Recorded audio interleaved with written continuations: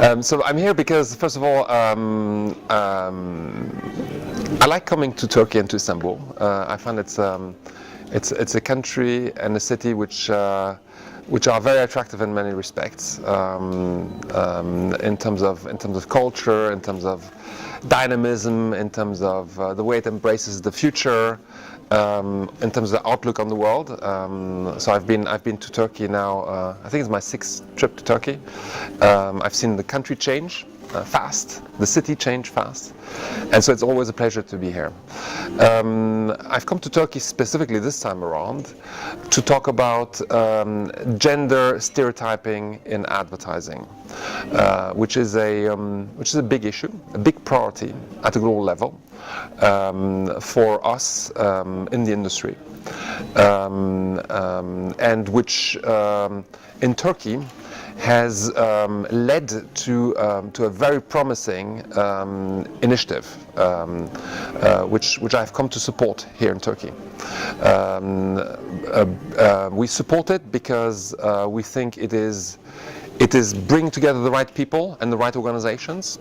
It has a clear objective, which is to be helping contribute to a change of perception in society, and because we think potentially it can be a role model for other countries around the world. Yeah. So this is the reason why I'm in Turkey.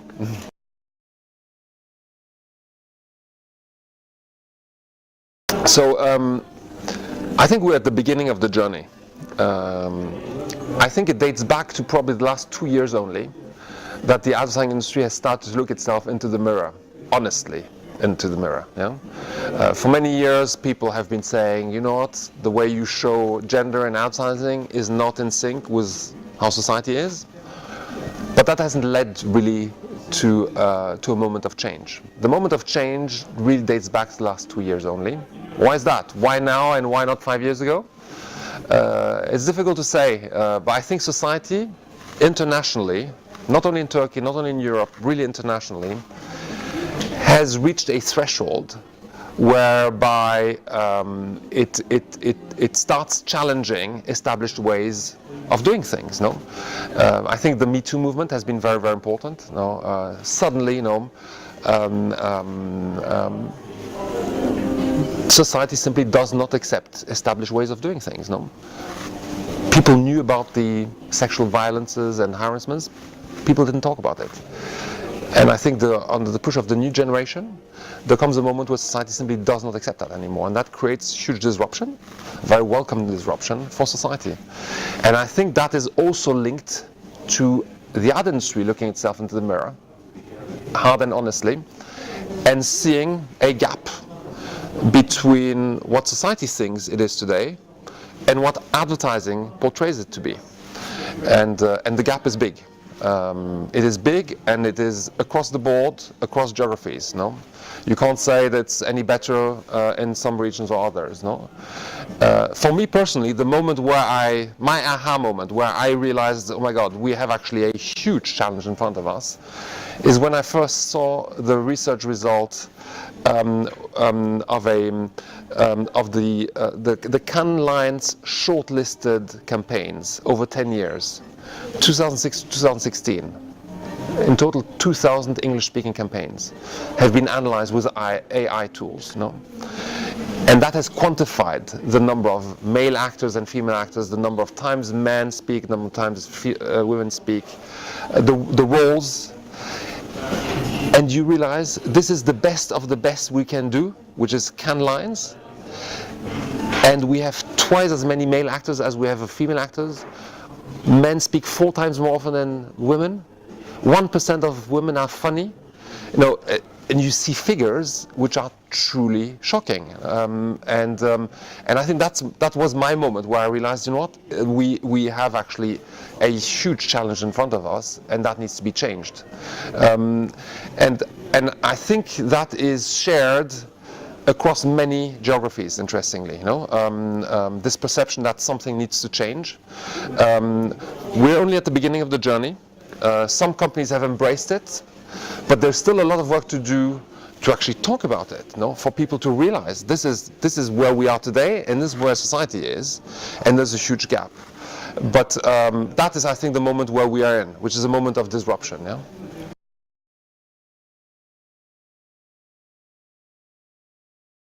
So I think there are several obstacles or several challenges. No, one is we need to raise awareness, and that's very much what I welcome here in Turkey. RVD, our national association in Turkey, is taking a big stand and is investing considerable efforts in raising awareness. We need more people in our industry to realize we have a problem. No, because actually the problem is not seeing the problem. So I think that's number one.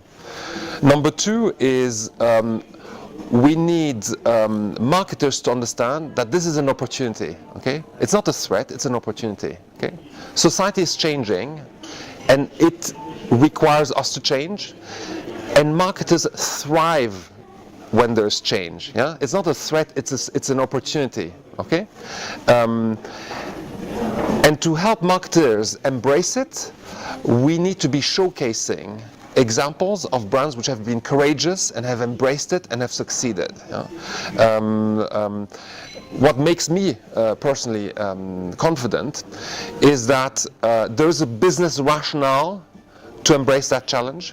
According to a big piece of research which was done in the US, the GEM Index research, there is a return on investment which is 25% higher when you actually get rid of gender stereotypes in advertising. Okay, so there's an opportunity to build business, and so we are in a situation where on the one hand there's a societal aspiration, and there's a business rationale to do it. Now, in this intersection, I find particularly exciting, because that's where you can truly get movement. That's where companies can truly start doing things which ultimately are being expected by society.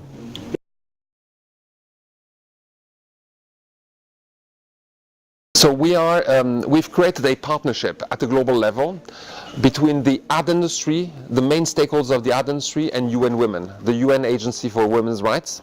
So it's a partnership called On-Stereotype Alliance, which seeks to embrace that cause and drive that campaign, champion that campaign globally. Yeah?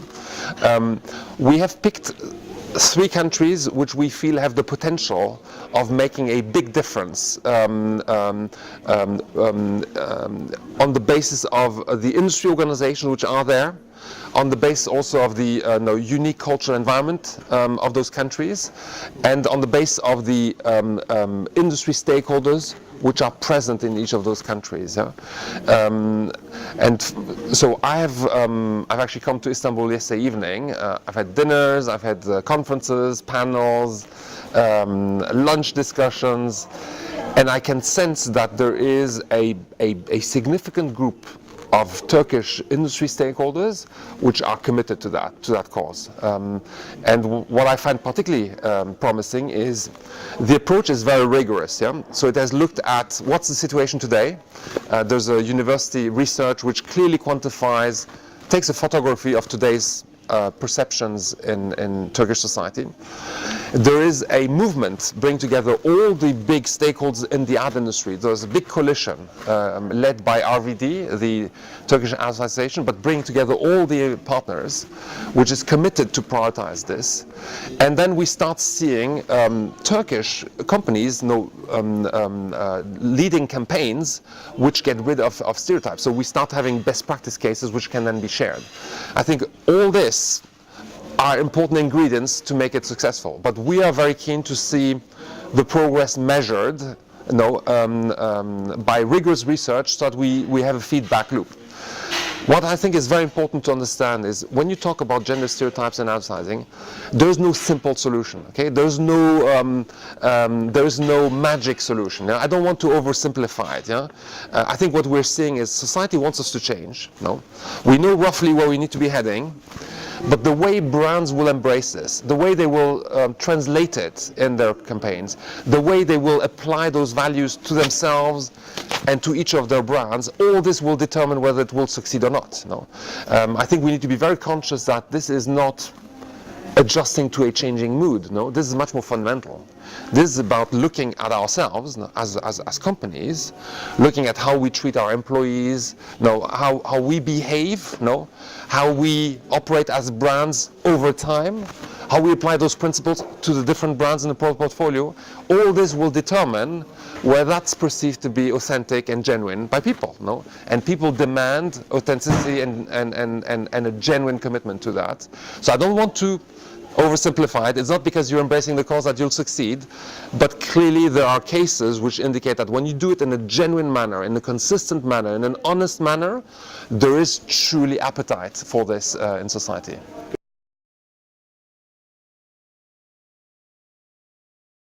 I would love to see this initiative succeed in Turkey. I'm actually very confident. I will leave Turkey tomorrow morning and report back in terms of what I saw to my board, and I will say that I'm actually excited about what I saw. I can see passion, and so I'm very, very keen to see the results here, in order for those results and those initiatives to be inspiring other countries to follow. That's certainly something which I will remain involved in, and I look forward to coming back to Istanbul and see the progress.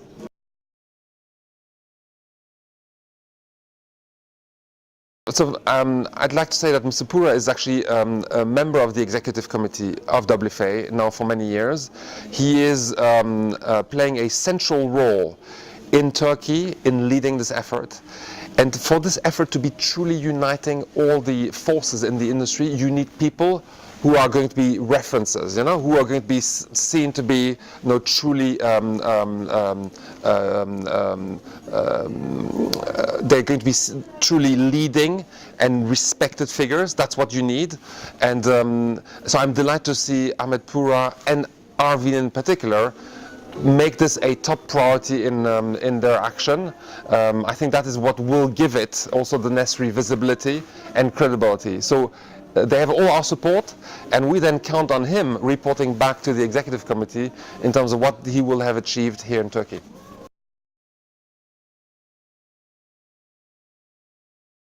I mean, what I would say is, we're living in interesting times, times of change, times of lots of uncertainty. Certainly our industry is changing significantly. These are disruptive changes, and there are three drivers to that.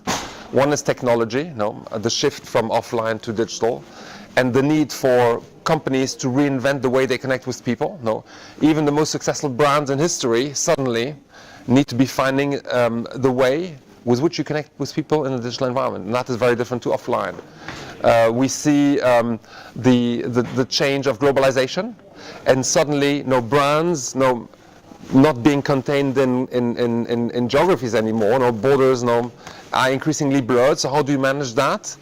And then society. Increasingly, society is looking at brands and expects more than just good and safe products. It expects actually brands to stand for values. And so these three factors of change are very significant. They make it very exciting, personally, because it creates a unique opportunity to be inventing marketing of the future.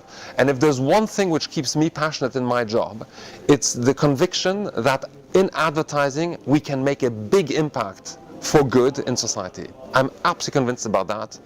At a time where many of our challenges we're confronted with as a society, think about climate change, think about gender stereotyping. These issues cross borders. They can't be solved by any single government anymore. They require concerted global efforts. I'm a big believer that actually the ad industry in some of those issues, not necessarily in all, but in some of those issues, can truly drive change. And when there is a business rationale which actually coincides with societal aspirations, I'm convinced that we can move mountains. Okay? And so I'm looking to Turkey to see how you're going to be moving this mountain here, because I think it's going to inspire others.